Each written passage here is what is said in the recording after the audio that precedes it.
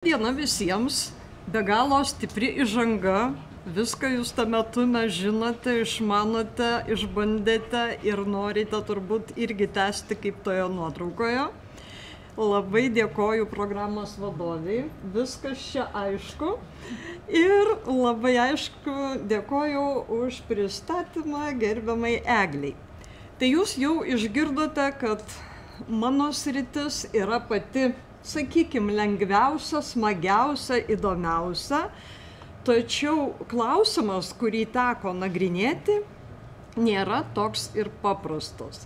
Taigi pristatysime jums Visagino atgimimo gimnazijos patirtį ir pirmiausia noriu panerti į mūsų autentišką situaciją. Jūs matote, kad Visaginas, anksčiau vadintas Sniečkumi, jauniausioje savivaldybėje iš mūsų perspektyvos yra jauniausias miestas Lietuvoje, energetinis, švenčiantis šiemet rugpjūtį 50-metį. Susikūręs dėl Ignalinos atominės elektrinės, kalbiniai aspektai saviti, daugiatautiškumas, mieste gyvena net 43 tautybių žmonės. Ir tie skaičiai, kur yra 47% rusų, tik 20% lietuvių ir vis mažėjančia tvarka kitų tautybių, mums byloja būtent apie tą mūsų lietuvių kalbos, valstybinės kalbos ugdymą. Taigi, ką mes dar galime pasakyti?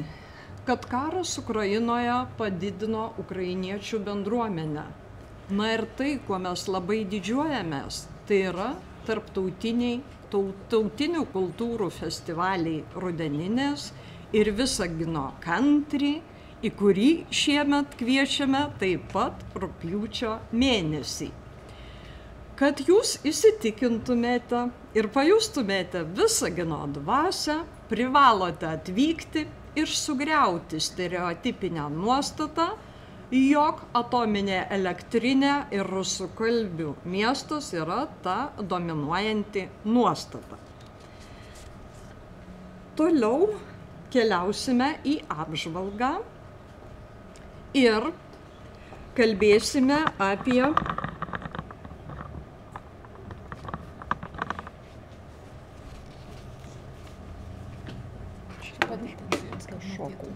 Keliausime į apžvalgą ir temos pasirinkimas yra dėl žemų lietuvių kalbos. Viskas gerai, jūsų čia skaitė. Taip. Ne. Temos pasirinkimas yra dėl žemų lietuvių kalbos. Jūsų rodo tą skaidrę ekraną, viskas gerai. Mokymosi, pagrindinio ugdymo pasiekimų patikrinimo ir VBE rezultatų. Sprendžiama lietuvių kalbos valstybinės vartojimo problema. Ir mūsų kontekstas buvo per meninį, istorinį ir kultūrinį ugdymą. Lietuvių kalbos mokymasis per emocinio raštingumo didinimą pirmiausia. Mokiniai tokiu būdu suprato save ir kitus, atpažinę savo emocijas, jas įvardiję, tinkamai reiškė savo mintis. Vienos prasmingiausių priemonių tai yra muzikos laboratorija ir radio taškas. Aišku, kad iš tų priemonių mokykla pradėjo groti, skambėti, aidėti, pritraukti norinčius tai išgirsti, vystė tinklaveiką. Ir dabar mes esame pasirengę konkuruoti tarp kitų mokyklų, pritraukdami pagrindinių mokyklų mokinius pasirinkti gimnazijai būtent mus. Pagrindinis veiksnys, vedęs link mokinių mokymosi tikslų pasiekimo, tai yra emocinis raštingumas, emocinis intelektas. Socialinis emocinis ugdymas padėjo mokiniams suprasti, pažinti ir valdyti emocijas, rūpintis savimi ir aplinkiniais, kelti asmeninius tikslus ir jų drąsiai siekti. Priimti atsakingi sprendimai, kurti pozityvūs santykiai bei atsirado gebėjimas kritiškai mąstyti. Toliau be abejo svarbus buvo turinio pateikimas, komunikavimo ugdymas, mokėjimas mokytis ir pažinimo kompetencija. Jūs matote toliau atsirandančias nuotraukas, kurios byloja apie mūsų patirtis. Kurgi mes domėjomės, kur žvalgėme situaciją. Tai buvo tokia kultūrinė išvyka į sostinę, kur jūs matote mūsų grupę ant nacionalinės bibliotekos laiptų ir Mažvydas mums pristatė mūsų būsimą siekiamybę. Tai yra nuotrauka viršuje dešinėje ir taip pat LRT studijoje, jau ta modernioji tikroji studija, ir vaikai suprato, tai ko mes siekiame, ką mes galime padaryti iš tumo ir kaip smagiai jie pasijuto, kuomet vidurinėje nuotraukoje rugsėjį pradėjo veikti mūsų radijo taškas. Tai štai čia buvo ta geroji raiška, kuomet jie rengia laidas, kviečiasi į interviu ir daugybę formų išbando. Toliau į muzikos laboratoriją sugužėjo didžioji dauguma gimnazijos mokinių, todėl kad instrumentų yra pačių įdomiausių, net afrikietiškų būgnelių. Aišku, tai yra smalsu išbandyti, vadinasi reikalinga užsirašyti į muzikos būrelį ir jame kažką linksmai nuveikti. Tai sakykime, štai toks ugdymas tikrai turi be galo įdomių, naujų rezultatų. Toliau kalbėsime apie turinį. Tai yra naujos patirtys, kultūrinio konteksto atsiradimas, atominio paveldo vaidmuo, kiekvieno asmeninis santykis atsirado ir be abejo susipažinimas su istorinėmis vietovės ištakomis.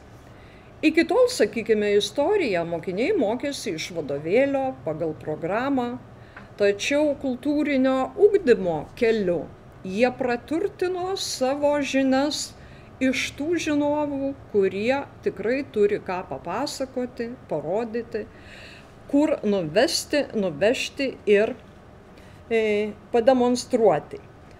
Toliau be abejo buvo begalė patrauklių metodų. Ir žemėlapių, ir oro balonų, ir pačių įvairiausių kūrybinių priemonių, kuriomis mus lavino. Atsirado gilesnis santykis su žurnalistika ir menu, knygomis. Ir bendras dalyvavusių moksleivių skaičius yra 360. Dabar labai trumpai norėtume prabėgti nuorodą, todėl kad baigiant kiekvieną ilgalaikę rengiau straipsnį, kurį talpinome savivaldybės svetainėje ir žinia pasklisdavo po savivaldybę. Tai ką mes iš pažangos plano darome, kas mums pasiteisina, kokių mes turime patrauklių, sakykime, aspektų. Ir jeigu galima į nuotraukas 3.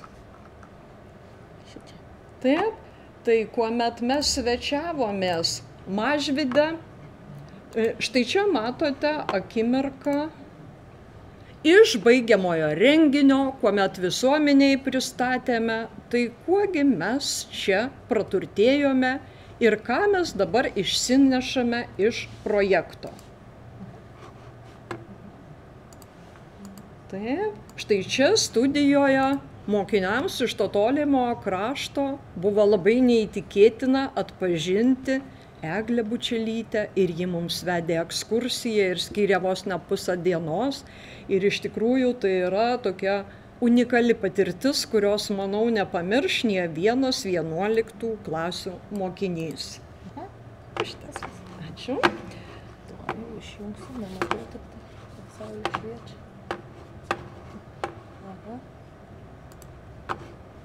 Be abejo, jis buvo patrauklus, sklandus, įtraukus, motyvuojantis ir be galo patirtinis.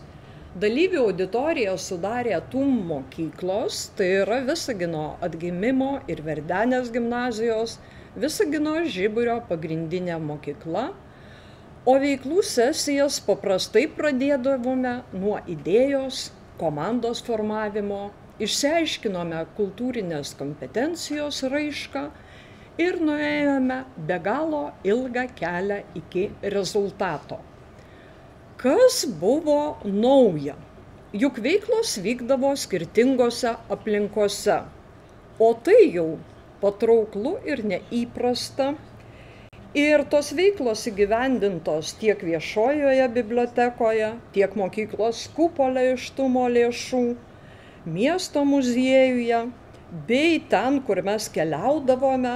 Vadinasi, jos teikė tam tikrų emocijų ir tos emocijos buvo be abejo teigiamos. Toliau užsimezgė tinklaveika.